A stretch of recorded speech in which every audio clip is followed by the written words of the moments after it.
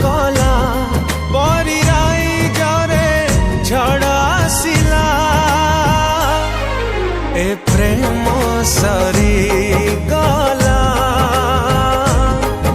ए प्रेम सरी गला ए प्रेम सरी गला ए प्रेम सरी गला।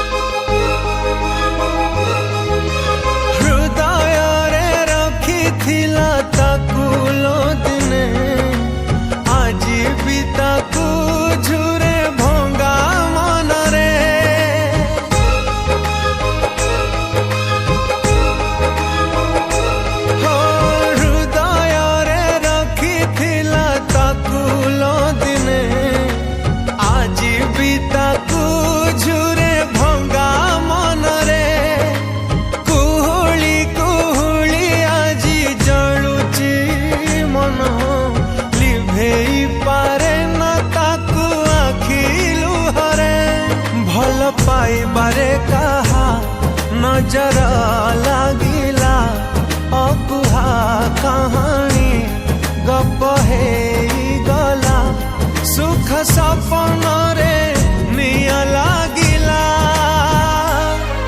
ए प्रेम सरी गला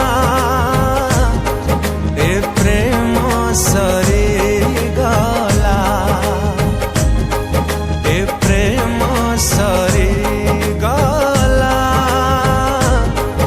ए प्रेम सरी गला।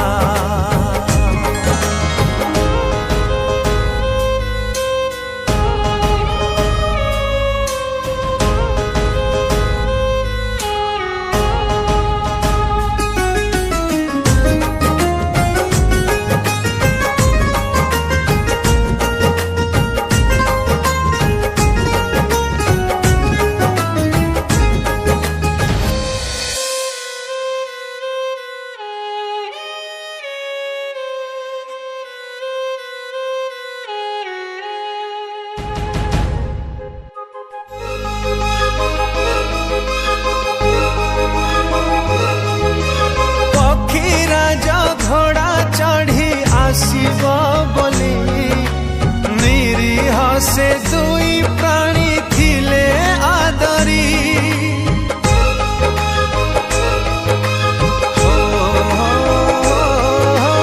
पक्षी राजा घोड़ा चढ़ी आसीब बोली निरीह से दुई प्राणी थिले आदरी। कौन कर नहीं बेटे गीता कॉलेज रे पास करी। अरे रक्त मिठा तू जहाँ पाई मिठा बांटुचु सी ए आउ का सहित डारा रहूची। देख तू मो सांग बोली तोर किछ करूनी मो हाथ उठा पे बाध्य कोनी कहि दउची। जदि मो कथा विश्वास होनी ए जो आखिरे देखिबु जा।